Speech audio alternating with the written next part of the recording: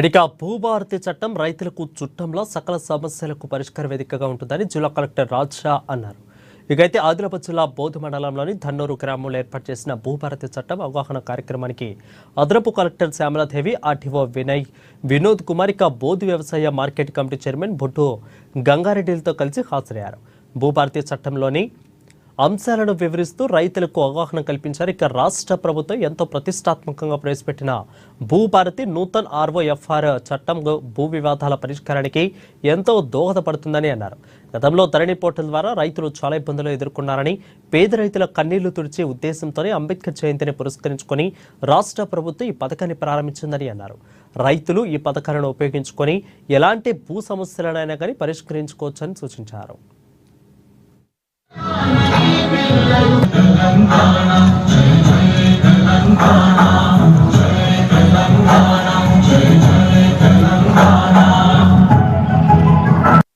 ఉంచడం జరుగుతుంది. అంటే రికార్డులో కూడా చూసుకోవచ్చు. అంటే ఏ సంవత్సరం ఎప్పుడు పొరపాటు ఏ కష్టాలు ఉన్నా కూడా మనకు ధరణి స్థానంలో భూభారతి అనే వెబ్సైట్ అనేది మన తెలంగాణ రాష్ట్ర ప్రభుత్వం మనకు అందించింది. కాబట్టి మీరు ఇప్పుడు ఏ కష్టం ఉన్నా కూడా, మీకు ఏ సమస్యలు ఉన్న భూమి ద్వారా మీరు వెళ్ళి అక్కడికి వెళ్ళి మీ సమస్య ఏంటో అక్కడ చెప్పుకుంటే మీకు సొల్యూషన్ అనేది దొరుకుతుంది. ఆమె అక్క మీ షేడోడ కబ్జా చేసుకున్నాడట, కానీ ఆవంటే రిజిస్ట్రేషన్ మా పేరు మీద ఉంది, చేయడం ఎవరో వచ్చి మా చేయను అని అంటున్నారు. మీరేం బాధపడతారే, బాధ కూడా అంతే ఉన్నది. ఉన్నట్టురా గాలి మోసుకొచ్చేరా ముచ్చట్లు చాల్సిందిగా కోరుతా ఉన్నాం.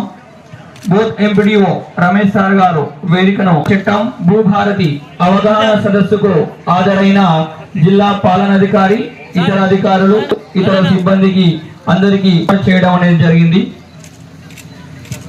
భూభారతి పూర్తి అవగాహన కల్పించారు గారు వేదిక. రికార్డ్ ఆఫ్ రైట్స్ లో మన అధికారులు చెప్పారు, ఏమైనా సవరణ చేయాలి. లేదు ఎవరైనా కాస్తుల్లో ఉన్నారు, రికార్డ్స్ లో ఇంతకు ముందు ఉన్నారు, కానీ రికార్డ్ ఆఫ్ రైట్ లో పేరు లేదు. ఈ సవరణ చేయడానికి లేదు పేరు ఎక్కించడానికి కూడా ఇప్పుడు ఈ చట్టంలో ప్రొవిజన్ ఉంది. ఇట్లా మా దగ్గర చాలా సార్లు ప్రజావాణిలో వస్తున్నారు, మా దగ్గర పాత పాస్బుక్ ఉంది, పాత పహని ఉన్నాయి, నేను కాస్తులో ఉన్నాము, కానీ నాకు ఎప్పుడు రైతు భరోసా డబ్బులు రావట్లేదు, నాకు పట్టదారు పాస్బుక్ లేవు. ఈ సమస్య పరిష్కారం కూడా చేయడానికి భూభారతి చట్టంలో ప్రొవిజన్ ఉంది. ఇట్లా ఎవరైనా ఈ సమస్య ఉంటే వారు తహసీల్దార్ దగ్గర దరఖాస్తు ఇచ్చిన తర్వాత, అది కూడా ఆన్లైన్ పోర్టల్ ద్వారానే, ఆన్లైన్ పోర్టల్లో మీరు తహసీల్దార్కి దరఖాస్తు ఇచ్చిన తర్వాత కొన్ని ఆర్టీఓ లెవెల్లో పరిష్కారం అయితే, కొన్ని కలెక్టర్ లెవెల్లో పరిష్కారం అవుతాయి. సో అది ఒకటి చాలా కీలకమైన ప్రొవిజన్. దానికి చాలా మంది మా దగ్గర ఇప్పటి వరకు ప్రజావాణిలో వస్తే మన దగ్గర ధరణిలో కానీ 2026 చట్టంలో ప్రొవిజన్ లేకుంటే, కానీ ఇప్పుడు ఈ చట్టంలో ప్రొవిజన్ రావడం జరిగింది. తర్వాత అపీల్, ఇందాక మనం తహసీల్దార్ ఆర్డీఓ ఒక రికార్డింగ్ అథారిటీ అంటే రిజిస్ట్రేషన్ అథారిటీ కూడా పట్టాదారు పాస్బుక్ ఇవ్వడానికి అవకాశం ఉంది, ఆర్డీఓ కూడా పట్టాదారు పాస్బుక్ ఇవ్వడానికి అవకాశం ఉంది. కొన్ని సందర్భాల్లో తహసీల్దార్ ఒక ఉత్తర్వులో ఇచ్చారు, ఎవరైనా అభ్యంతరం ఉంటే, ఇంతకు ముందు మా దగ్గర ప్రజావాణిలో వచ్చేటప్పుడు ఏం చెప్పామంటే మీరు సివిల్ కోర్టుకి వెళ్ళండి, కానీ ఇప్పుడు లేవు. తహసీల్దార్ ఆర్డర్కి ఏమైనా అభ్యంతరం అయితే మళ్ళీ అపీల్ ప్రొవిజన్ భూభారతి పోర్టల్లో ఉంది, ఆర్డీఓ దగ్గర మళ్ళీ అపీల్ చేయొచ్చు. ఆర్డీఓ ఇట్లానే కూడా మళ్ళీ రికార్డ్ ఆఫ్ రైట్లో సవరణ చేయడంలో, లేదు పట్టాదారు పాస్బుక్ ఇవ్వడంలో ఏమైనా అభ్యంతరం ఉంటే మళ్ళీ కలెక్టర్ దగ్గర కూడా అపీల్ చేయడానికి ప్రొవిజన్ ఉంది.